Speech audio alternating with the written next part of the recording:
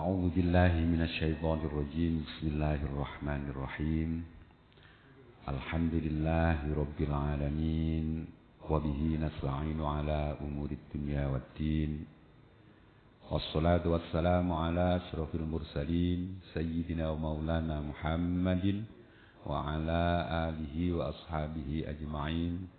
أما بعد فلا حول ولا قوة إلا بالله العلي العظيم.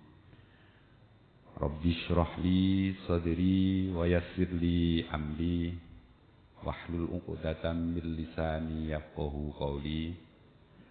Subhanaka la ilma lana illa ma 'allamtana innaka antal alimul hakim. La hadratin nabiyil mustafa Muhammadin sallallahu alaihi wasallam wa ala alihi wa sahbihi wa azwajihi wa dhurriyyatihi wa jami'i ahli bait kiram.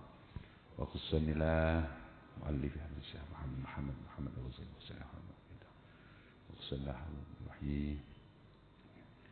Al-Fatihah. A'udzu billahi minasy syaithanir rajim. Bismillahir rahmanir rahim.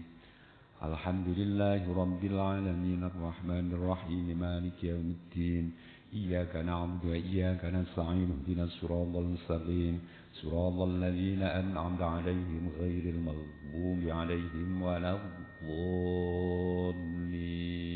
Amin. Bismillahirrahmanirrahim. Adabus shalah. Adabus sholati membahas tentang adab kita melaksanakan salat. Fa idza faragta min taharatil hadats wa taharatil khabath fil badan wa thiyabi wal makan wa min satril aurati minas surrati ila rukbati fastaqbil al qiblata qa'iman muzawijan baina qadamaika bihaitsu la tadummuhuma wastawi qa'iman. Fa idza faragta nalikane rampung sira min taharatil hadati saking nyuceni hadas wa taharatil khabati lan nyuceni reget fil badani ing dalem badan wa tiyabilan panganggo wal makani lan panggonan wa min satil aurati lan nutupi aurat minas surrati saking udel ila rubati numpa kedengkul fastaqbil mongko madhepa sira al qiblata ing kiblat iman halih ngadeg muzawijan tur jejeraken baina qadamaika ing dalem antarane delamaan loro ira. Bihaitsu la tadummuhuma kelawan sekirane ora ngumpulake sira ing delamaan loro wastawilan jejegna sira iman halih ngadeg tumakraqul a'udzu birabbin nas tahassunan bihima minasyaitan. Ketika kita hendak melakukan salat, setelah kita selesai dari bersuci dari hadas, bersuci dari najis, taharatul hadas. Di hadas ada sesuatu yang mewajibkan seseorang itu ketika akan melakukan sholat, dia harus berwudu. Ada kalanya hadas itu, ketika seorang itu akan melakukan sholat, dia harus mandi. Maka para ulama ahli fikih menyatakan ini hadas ada dua, hadas besar dan ada hadas kecil, diistilahkan seperti itu. Wa taharatil khabath. Wa taharatil khabath dan mensucikan diri dari najis. Fil badan, dari badan, wa thiyab dan pakaian kita, wal makan dan tempat kita akan melakukan sholat itu. Kemarin sedikit saya sampaikan bahwa najis itu atau yang diistilahkan al-khabath di sini itu najis. Kita akan melakukan sholat benar-benar harus terbebas tempat yang kita pakai untuk sholat, pakaian yang kita kenakan, baik itu pakaian luar, pakaian dalam kita yang kita pakai untuk sholat, kemudian badan kita juga benar-benar harus bersih dari najis. Najis itu apa? Para ulama fikih menggolongkan najis itu termasuk segala sesuatu yang keluar dari kubul maupun dubur illal mani, kecuali air sperma. Apapun bentuknya, selama dia ada sifat yang nampak atau ada sifat-sifat yang bisa disifati yang keluar dari kubul kita atau dubur, itu semuanya najis. Baik benda padat maupun benda cair illal mani, kecuali air sperma.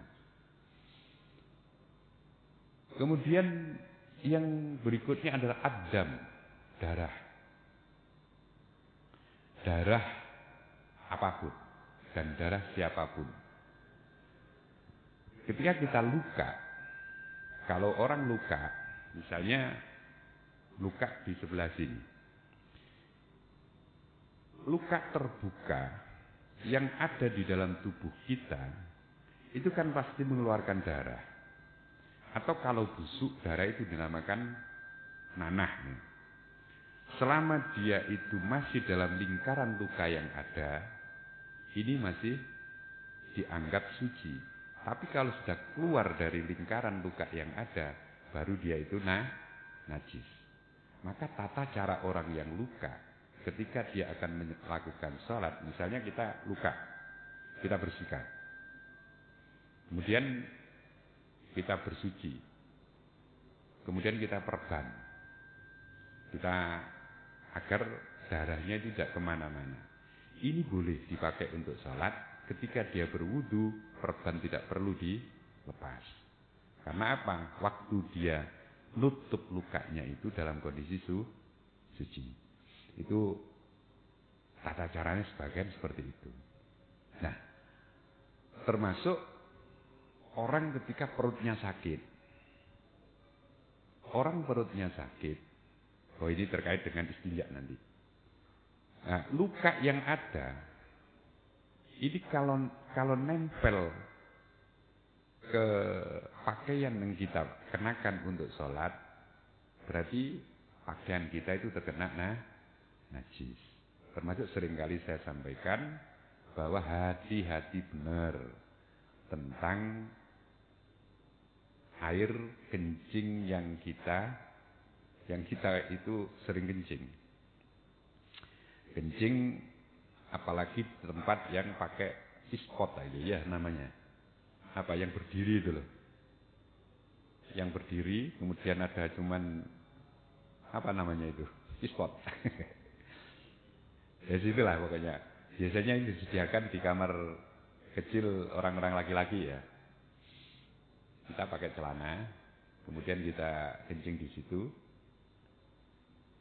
Sampai kita yakin enggak kalau air kencing kita itu mesti akan nyiprat atau mercik kemana-mana? Apa kita bisa jamin ketika kita kencing berdiri, kemudian air kencing kita itu akan mulus tidak sampai nyiprat? Apalagi ketika kita dalam kondisi pakai celana. Kemudian kita kencing berdiri, dan di tempat yang seperti itu kita bersihkan hanya kelamin kita aja. Setelah selesai itu kemudian kita pakai sholat. Kencing yang ada nyiprat ke celana yang kita pakai. Nah, celana yang kena air kencing itu walaupun tidak nampak, seperti baunya tidak jelas, kemudian kita lihat juga tidak kelihatan dan lain sebagainya, tapi kalau model kita buang air kecilnya seperti itu, yakin itu akan kena pakaian kita, dan itu kita pakai sholat. Maka sholat yang seperti ini sholatnya tidak sah karena pakaian kita terkena najis. Maka tidak aneh kalau kita sedikit mengkaji tentang hadis Rasulullah yang menjelaskan paling banyak orang laki-laki dari umat Nabi Muhammad nanti mendapat siksa kubur itu bukan karena mereka tidak sholat, bukan karena mereka tidak membaca Al-Quran, bukan karena mereka tidak ibadah, tapi kebanyakan orang laki-laki dari umat Nabi Muhammad itu nanti mendapat siksa dari kubur. Di kubur itu karena air kencing. Karena tanpa sadar, itu banyak terjadi. Nah, maka ketika kita akan sholat, atau wal makan wal badan toharatun minal hadas wa toharatun minal khobat. Suci dari hadas, suci dari najis. Ketika kita sudah selesai itu semua, pakaian kita sudah suci, badan kita sudah bersih dan suci, kemudian tempat yang akan kita pakai sholat juga suci. Wa min satil aurati, dan kita sudah menutup aurat minas surrah ila rubbah. Mulai dari pusar sampai lutut kita sudah kita tutup. Fastaqbil.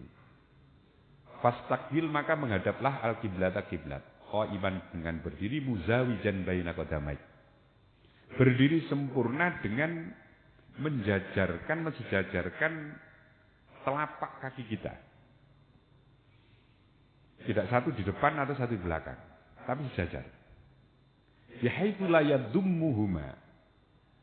Seberapa jarak yang harus kita lakukan ketika kita berdiri sejajar telapak kaki kita, bihaitsu la yadummuhuma. Sekiranya itu tidak mepet. Pokoknya kaki enggak mepet. Antara dua telapak kaki kita itu enggak mepet seperti ini. Persoalan jarak ideal seberapa, sampai pas agak sedikit renggang atau bahkan mungkin agak renggang lagi. Itu kan pemahaman macam-macam itu ya. Ada yang biasa berdiri, pokoknya berdiri, tegak, menghadap kiblat, selesai. Kemudian ada yang memahami agak lebar. Wis monggo mawon. Itu pemahaman asal tidak bihaitsu la yadummuhuma, asal tidak mepet di antara kedua kaki kita. Kalau setelah itu wastawi qaiman, kemudian kita berdiri tegak, summa iqra. Ini adabnya. Summa iqra qul a'udzu birabbin nas, kemudian bacalah surat qul a'udzu birabbin nas. Kata Imam Ghazali, tahassunan biha minasyaitonir rajim, untuk menjaga diri, memohon perlindungan dari Allah dari godaan setan yang terkutuk. Jadi itu ada tidak masuk di rukun salat ya, jangan salah paham. Ini bukan tidak masuk di rukun salat, tapi ini tata cara adab. Kita akan salat, kita baca qul a'udzu birabbin nas, malikin nas, ilahin nas, dan seterusnya. Sampai alladzi yuwaswisu fi sudurin nas minal jinnati wan nas. Ini mohon perlindungan kepada Allah agar terhindar dari godaan setan yang terkutuk. Wahdur. Setelah itu wahduran ngadirno sira qalbaka ing atira. Ma ing barang antakang utawi sira iku fihi ing dalem ma. Fafarrighu, lan kosongno sira ing ati minal waswasi saking waswas. Wangdur lan ningalono sira baina yadaiman ing dalem antarane wong atau zat takumu kang ngadeg sira, waman lan zat tunaji kang munajat sira. Kemudian setelah itu hadirkan hati kita, kosongkan hati kita dari keraguan-raguan untuk kita menghadap kepada Allah Subhanahu wa ta'ala. Kosongkan dari segala apapun yang terkait dengan duniawiyah ketika kita akan menjalankan sholat. Hadirkan hati, kita akan menghadap kepada Allah. Wastahi dan malulah antunajia, engkau bermunajat maulaka Tuanmu biqalbin ghafilin, dengan hati yang lupa, wasadrin maskhusin, dan dada yang dipenuhi biwaswasid dunia, dengan urusan-urusan was-was duniawiyah. Jadi seperti itu. Kita salat, setelah suci semuanya, kita hadap kiblat, kemudian kita hadirkan hati kita untuk siap menghadap kepada Allah Subhanahu wa taala. Kita lepaskan semua pikiran dan hati kita dari hal-hal yang terkait dengan duniawiyah, bahwa kita akan bermunajat, kita akan menghadap kepada Allah Subhanahu wa taala. Wa khaba'ithus syahwat. Wa'lam dan ketahuilah, annallaha muttali'un ala sariratik. Sesungguhnya Allah itu melihat apa yang ada di dalam diri kita. Allah itu benar-benar tahu sekecil apapun yang ada di dalam hati kita. Wa nadhirun ila qalbik, dan Allah adalah zat yang melihat hati kita. Fa innama yataqabbalullahu min shalatika biqadri khusyu'ika wa khudu'ika wa tawaddu'ika wa tadarru'ika. Maka ketahuilah bahwa innama yataqabbalullahu min shalatika biqadri khusyu'ika. Sesungguhnya Allah itu menerima salat kita itu biqadri khusyu'atika. Ukuran Allah menerima salat kita itu seukuran seberapa khusyuk kita dalam bersalat. Wa khudu'ika, seberapa kita benar serius dan khusyuk dalam salat itu. Wa tawadhu, dan tawadhu kita, tadarru kita, DP kita kepada Allah Subhanahu wa taala. Itu Allah, ukuran Allah menerima salat kita seperti itu. Maka kita harus berusaha betul ketika kita salat itu terbebas dan terlepas dari as-salat al-ghafil, salat yang lupa kepada Allah. Seringkali kita menjalankan salat Allahu Akbar. Ketika kita Allahu Akbar, yang teringat itu justru bukan sedang menghadap kepada zat yang maha segalanya. Allahu Akbar, yang teringat macam-macam. Allahu Akbar, hujan datang. Waduh, saya tadi ada, burung saya masih di luar, belum masuk, ingat. Allahu Akbar, ingat macam-macam. Hindari itu semuanya. Caranya seperti apa? Awal kita, caranya diantaranya sebelum sholat kita mohon kepada Allah untuk dilindungi, agar jangan sampai itu semuanya masuk dalam pikiran dan masuk dalam hati kita ketika kita sholat. Kita baca surat An-Nas. Kemudian kita ingat bahwa kita sedang bermunajat, kita sedang menghadap kepada Allah Subhanahu wa taala. Sebesar apa dan sekhusyuk apa kita sholat, sebegitulah Allah menerima sholat kita. Yakin bahwa Allah itu selalu tahu dan mengetahui apa yang menjadi sirri kita, rahasia kita. Sesuatu yang bergerak di dalam hati kita itu tidak pernah lepas dari penglihatan Allah Subhanahu wa taala. Wa'budhu fi sholatika ka'annaka tarah, fa in lam takun tarah fa innahu yaraka. Wa'budhu, dan menyembahlah kepada Allah fi sholatika, dalam sholatmu, ka'annaka tarahu, seolah-olah engkau melihat Allah. Ketika kita sholat, ka'annaka tarah, seolah-olah engkau melihat kepada Allah.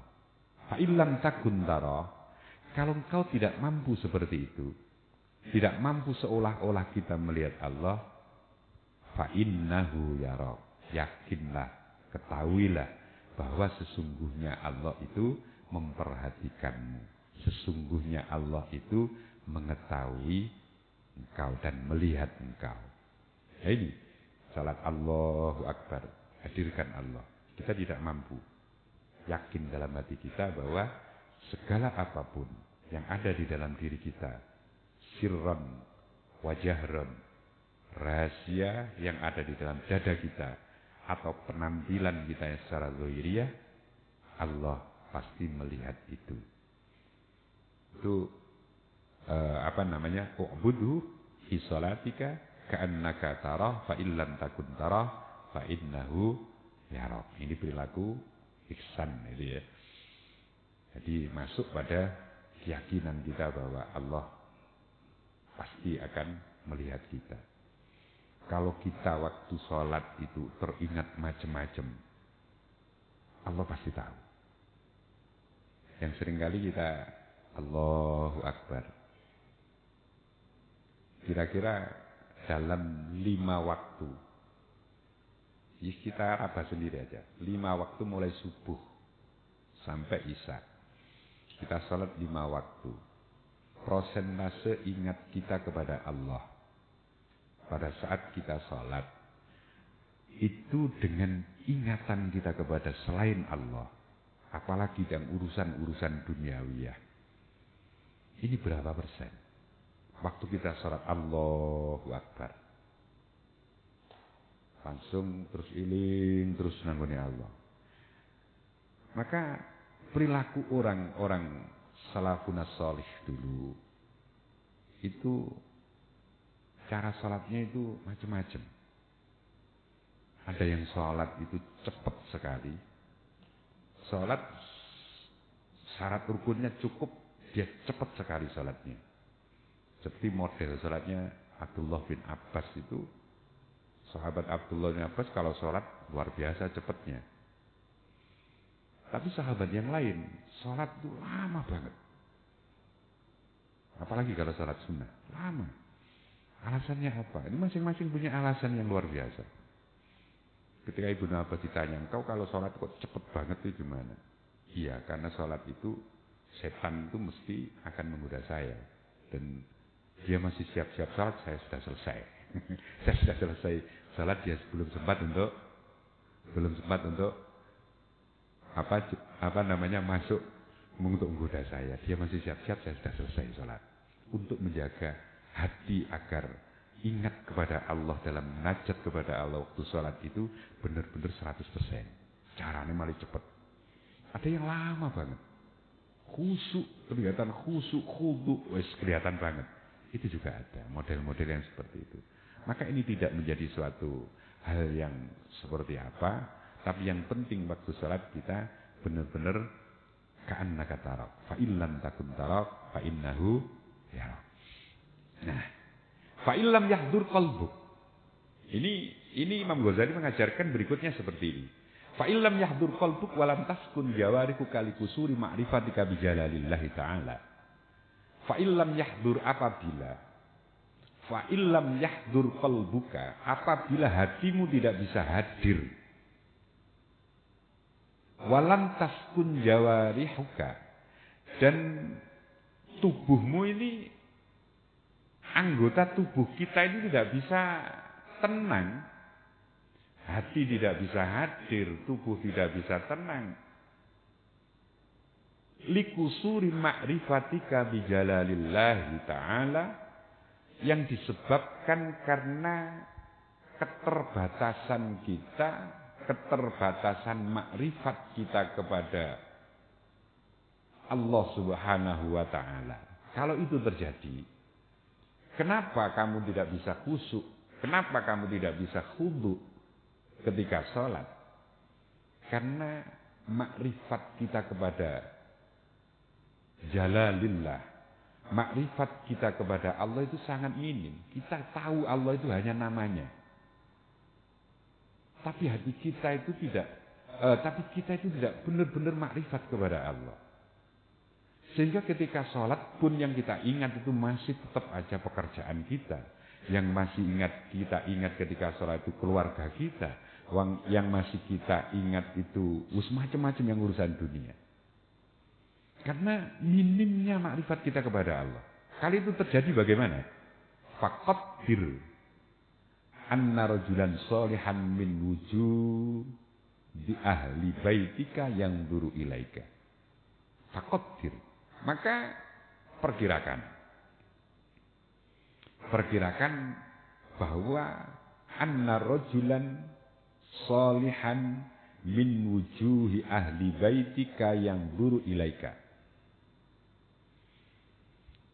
Maka perkirakan bahwa engkau ketika sholat itu sedang diawasi oleh orang yang paling solih dari keluargamu. Nek sembahyang serah tenang blas, terus kudundang mari, sembahyang kudundang cepet. Hati kita tidak bisa hadir di hadapan Allah. Ini resep dari Imam Ghazali. Hadirkan.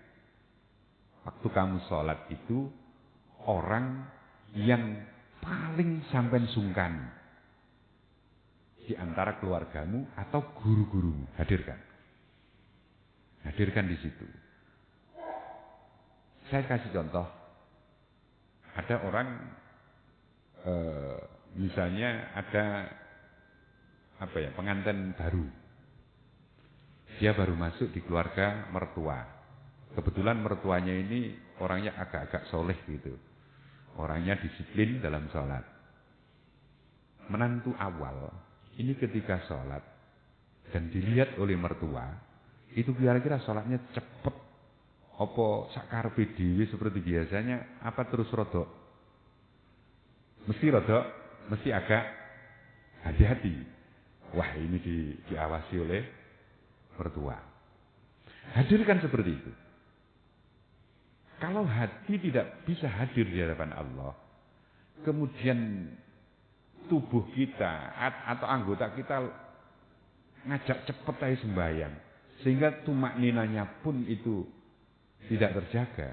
Hadirkan ketika sholat kamu itu orang-orang yang paling engkau sungkani bahwa dia sedang mengawasi kita itu sholat. Liya'lama kaifa sholatu. Fa'inda dalika, maka ketika itu sudah kamu lakukan, menghadirkan orang yang paling kita sungkani sedang mengawasi kita sholat, yahduru hadir qalbuka hatimu, wataskunu dan menjadi tenang jawarihuka anggota tubuhmu. Kalau itu terjadi, pasti kita hati-hati dalam sholat. Gayai koyok kusuk-kusuk. Soalnya apa? Di belakang sedang diawasi mertua misalnya. Di belakang sedang diawasi guru saya. Di belakang sedang diawasi orang yang paling solih di keluarga saya. Sungkan aku nek sembahyang cepat. Kalau itu sudah terjadi dan kita sudah mulai tenang, Tsummarji ila nafsika, maka kembalikan kepada diri kita.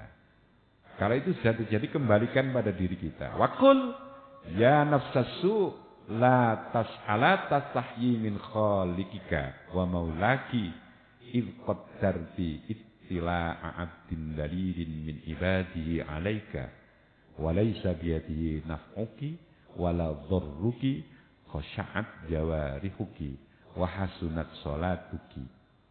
Tsumma innaki ta'lamina annahu muttali'un 'alaiki wa la takhsha'ina li'azamati. Setelah itu kembalikan pada diri kita, lecehkan diri kita. Katakan kepada diri kita, ya nafsasu, wahai nafsu yang jelek, ala tastahyi min khalika wa maulaki. Apakah engkau tidak malu dengan Tuhanmu yang telah menciptakan engkau? Iqaddarti ittila' 'abdin dalilin. Ketika engkau sholat jadi khusyukmu itu karena disaksikan oleh 'abdin dalilin min ibadihi 'alaiki. Disaksikan oleh hambanya yang sangat hina. Engkau menjadi khusyuk. Apa engkau enggak malu? Sementara engkau menghadap kepada Allah yang maha segalanya, engkau tidak bisa khusyuk. Tapi ketika engkau menghadirkan hamba Allah yang zalil di hadapan Allah, seorang hamba yang engkau anggap solih, seorang hamba yang engkau sungkani, seorang hamba yang engkau segani, salatmu menjadi khusyuk. Apa engkau enggak malu kepada Allah kalau kau berbuat seperti itu? Walaisa biyadinakuki, padahal kamu sholat menjadi khusyuk di hadapan mertuamu itu, mertuamu enggak memberi manfaat apa-apa. Wala dorruki, dan tidak bisa merugikan engkau. Engkau menjadi khusyuk seperti itu. Tsumma innaki ta'lamina annahu muttali'un 'alaiki wa la taksha'ina li 'azamatihi ahwallahu 'ala indaki aqallu min 'abdin min ibadihi. Melecehkan nafsu kita yang suka puas, suka lari kemana-mana. Ketika kita sholat, kita nggak bisa khusyuk, nggak bisa hadir di hadapan Allah. Tapi ketika kita menghadirkan seorang yang kita anggap kita segani, kenapa kita menjadi khusyuk? Kenapa kita menjadi tenang? Lecehkan, kembalikan pada diri kita. Wahai nafsu yang sangat jelek, apa engkau nggak malu? Kamu berperilaku seperti itu, tidak malu. Ketika engkau berhadapan dengan Allah yang maha segalanya, tidak ada ketenangan, tidak ada khusyuan. Sementara engkau ketika menghadirkan dan disaksikan oleh hamba Allah yang sangat hina, engkau menjadi tenang. Apakah engkau melihat? Apakah engkau melihat? Tsumma innaki ta'lamina. Padahal engkau tahu bahwa annahu muttali'un 'alaiki wa la takhsha'ina li'azamati. Sesungguhnya engkau tahu bahwa Allah itu muttali'un 'alaiki. Allah itu ada dan Allah itu menyaksikan engkau salat ini. Wala takhsha'ina li'azamati, dan engkau tidak mampu untuk khusyuk dengan sifat azamahnya Allah, sifat agungnya Allah. Ahwallahu ta'ala indaka aqallu min 'abdin min ibadi. Apakah engkau mengira, meyakini bahwa Allah itu tidak lebih mulia dari hamba yang engkau sungkani tadi? Nah, iya kuno. Nafsu kita lecehkan sendiri. Apakah engkau akan terus seperti itu? Menganggap Allah itu tidak lebih agung daripada hamba yang kita segani, daripada seseorang yang kita segani. Apakah engkau meletakkan derajat Allah yang maha agung itu sehina itu? Wahai nafsu yang sangat buruk, bisa kembali. Kita sadarkan nafsu kita ketika kita sholat. Allahu Akbar. Kita ingat pekerjaan kita. Ngapain kita ingat pekerjaan kita? Ya Allah, aku kok iling pekerjaanku, padahal aku lagi menghadap kepadamu. Kembalikan. Kemudian seolah kita hadirkan orang yang soleh melihat kita sholat. Gune awak diri ini sembahyang dilihat oleh orang yang kita segani, salat kita berantakan, salat kita tidak karuan, kita mesti akan sungkan dan berhati-hati. Kalau itu terjadi, kita menjadi tenang, sudah mulai tenang. Nafsu kita lecehkan sendiri. Wahai nafsu saya, apakah engkau melihat keagungan Allah itu tidak lebih agung dari orang yang sedang engkau hadirkan itu? Apakah sehina itu? Padahal engkau tahu ahwallahu indaki aqallu. Apakah engkau menganggap Allah itu tidak lebih mulia daripada orang yang engkau hadirkan ini? Kembali kepada Allah Subhanahu wa ta'ala. Itu resep. Dan ini harus terus menerus kita ajari dan kita latih diri kita ketika salat itu benar-benar bisa hadir kepada Allah Subhanahu wa ta'ala. Fama asyadda tuyani. Fama asyadda. Fama mongko utawi apa? Iku asyadda bangetaken tuyanaka ing lacut ira. Wajah lagi lan budu ira. Wamalan utawi apa? Iku a'zama ngegungaken apa ma ada watika ing satru ira linafsika maring nafsu ira. Fa'alij maka obatilah qalbaka hatimu bihadil hiyal dengan model-model resep seperti itu. Fa'asahu ayyahduru ma'aka fi sholatika. Barangkali atau kita berharap dengan resep yang seperti itu Allah akan bisa hadir bersama kita di dalam hati kita ketika kita sedang sholat. Kita tidak mungkirilah. Hampir semua dari kita itu sholat seringkali timbul was-was, keraguan. Artinya keraguan itu apa? Keyakinan kita benar-benar berhadapan dengan Allah itu jarang. Susah. Seringkali kita sholat Allahu Akbar. Kita ingat yang hadir itu bukan Allah. Di dalam hati kita, dalam pikiran kita, Allahu Akbar. Kita baca-baca sesuatu yang sesuai dengan tuntunan syarat rukun sholatnya kita baca. Tapi sisi lain kita ingat segala sesuatu yang selain Allah. Apalagi sering juga kita ingat sesuatu yang terkait dengan duniawiyah. Kalau kita bicara masalah duniawiyah itu, para ulama tasawuf mengatakan dunia itu apa sih? Ini bahasa tasawufnya. Kalau dunia itu kullu syai'in yusiruka anillah. Segala sesuatu yang menyebabkan kita itu disibukkan dan dengan kesibukan itu kita lupa kepada Allah. Itu dunia, apapun bentuknya. Apakah itu pekerjaan, apakah itu bahkan ibadah kita. Perilaku ibadah kita.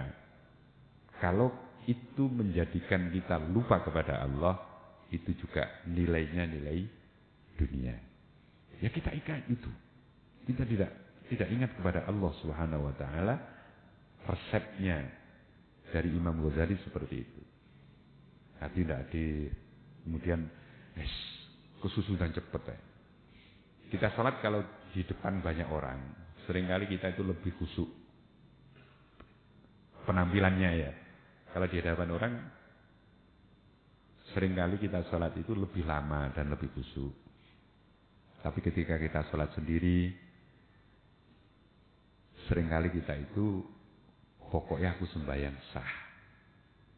Pokoknya aku takbiratul ihram, nek dhuhur yo 4 rakaat, asar yo 4 rakaat, maghrib yo 5 rakaat, isya yo 4 rakaat, subuh yo 2 rakaat. Tapi yang penting sah, selesai. Nah, seringkali kita seperti itu. Pokoknya sah. Ini tidak apa-apa. Tapi di hadapan ini kita juga harus tetap menjaga tata krama kita di hadapan Allah Subhanahu wa taala. Adab ketika sholat itu kita harus jaga. Bagaimana adab sholat? Adab orang sholat adalah hati tetap terjaga untuk selalu ingat kepada Allah Subhanahu wa taala. Tapi tidak mampu. Jangan bilang tidak mampu. Karena apa? Masih terlalu tebalnya hati kita itu terpaut dengan duniawiyah. Sehingga makrifat kita kepada Allah itu sangat tipis. Kita tahu Allah, Tuhan kita, tahu. Tapi bahwa benar-benar meyakini Allah melihat, Allah mengerti segala sesuatu yang ada dalam diri kita, sirran wa jahran, itu terkadang direduksi sehingga kita itu sangat lemah di sisi ini.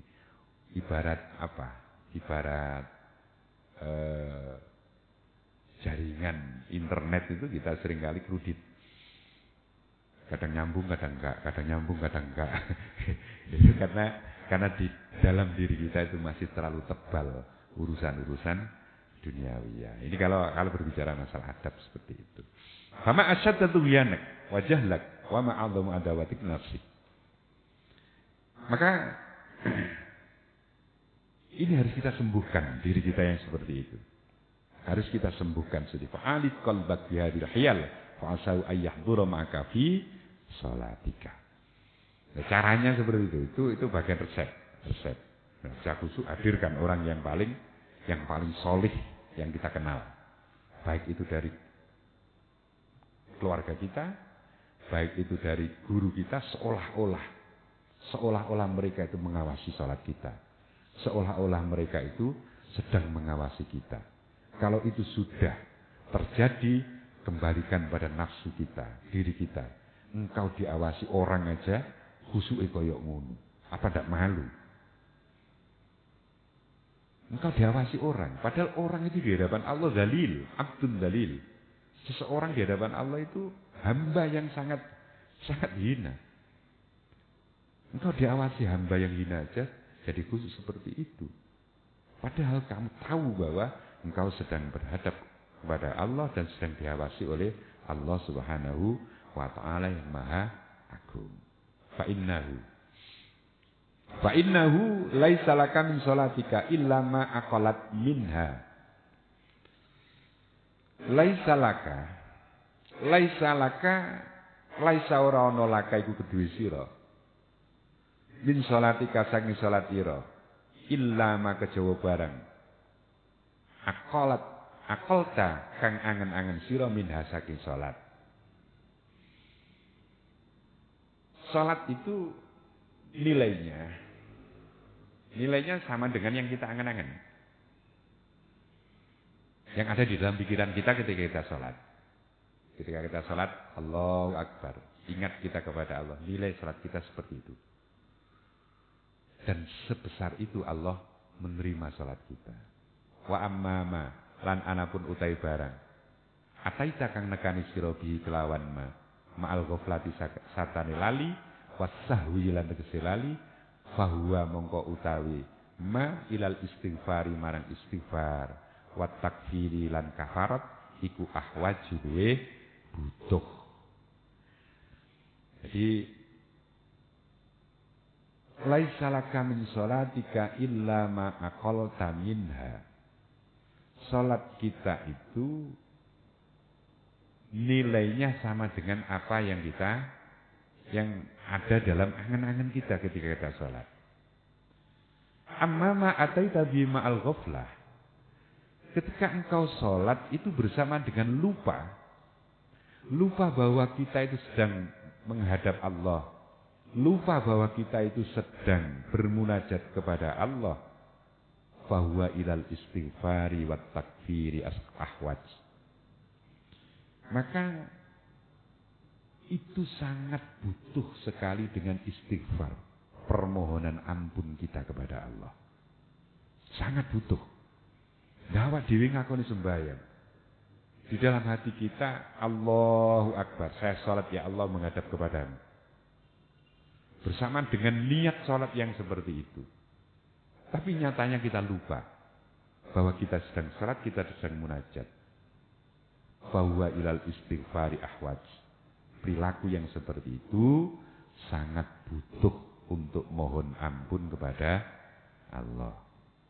Ketika kita sholat, kita niat untuk bermunajat kepada Allah. Ya Allah, aku menghadap kepadamu dengan sholat saya, sholat isya saya ini. Tapi nyatanya pada saat sholat kita ingat selain Allah, ingat urusan-urusan duniawiya kita.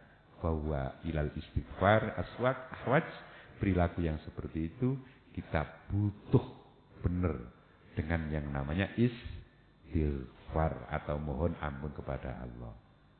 Maka Rasulullah pun mengajarkan setelah sholat beristighfar. Astagfirullahaladzim. Mohon ampun ya Allah, saya tadi ingat sesuatu selain Engkau. Astagfirullahaladzim. Astagfirullahaladzim itu. Faidah hadhara qalbuk. Faidah hadhara qalbuka fala tatruk al-iqamah.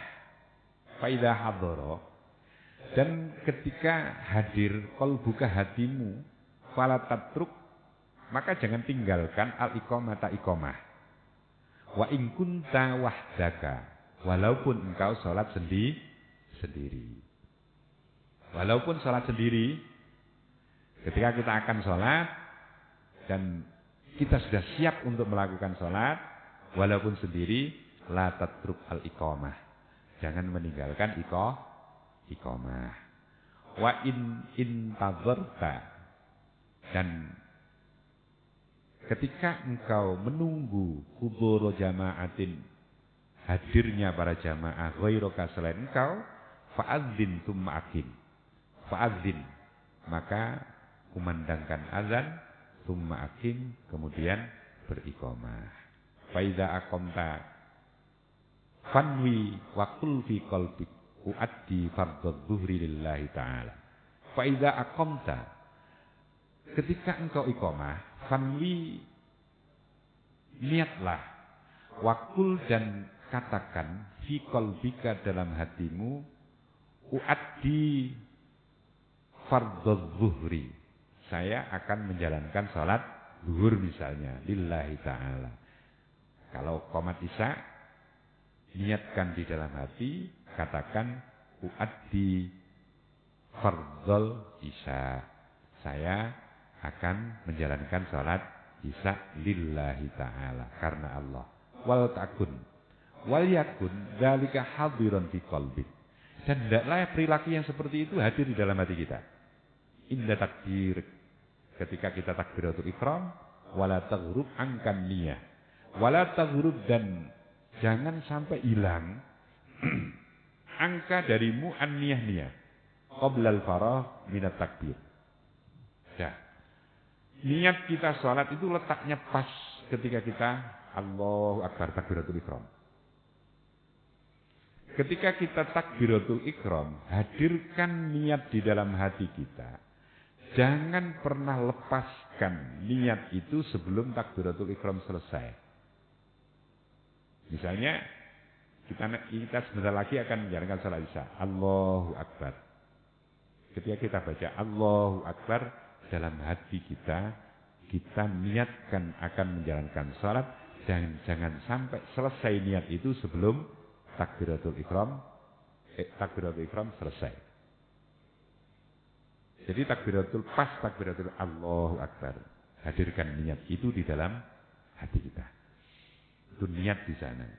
Wah, ada yang mengajarkan usolli fardhul isya'i arba'a raka'atin mustaqbil qiblah lillahi ta'ala. Saya kecil-kecil dulu diajari yang seperti itu. Berdiri, menghadap kiblat, baca dulu niat. Usolli fardhul zuhri, usolli fardhul isya'i arba'a raka'atin mustaqbil qiblah lillahi ta'ala.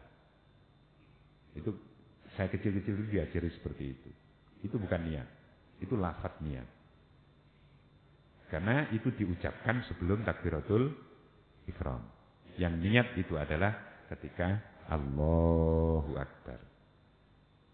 Ternyata luar biasa fadilahnya mengucapkan usolli fardhul isya'i, itu luar biasa. Mampu menenangkan diri kita, mempersiapkan diri kita benar-benar untuk niat di dalam hati itu. Itu diantara fadilahnya atau hasil dari pelafatan niat usolli fardhul isya dan seterusnya, seperti itu. Untuk adab salat yang seterusnya insyaallah kita lanjutkan yang akan datang. Fa'adzin tsumma aqim fa idza aqamta fanwi wa qul fi qalbik uaddi fardhu lillahi ta'ala wal yakun dzalika hadiran fi qalbik inda takbiratul ihram qabla al-faragh min at-takbir warfa' yadayka inda takbiratul ihram. Wallahu a'lam bishawab. Al-Fatihah.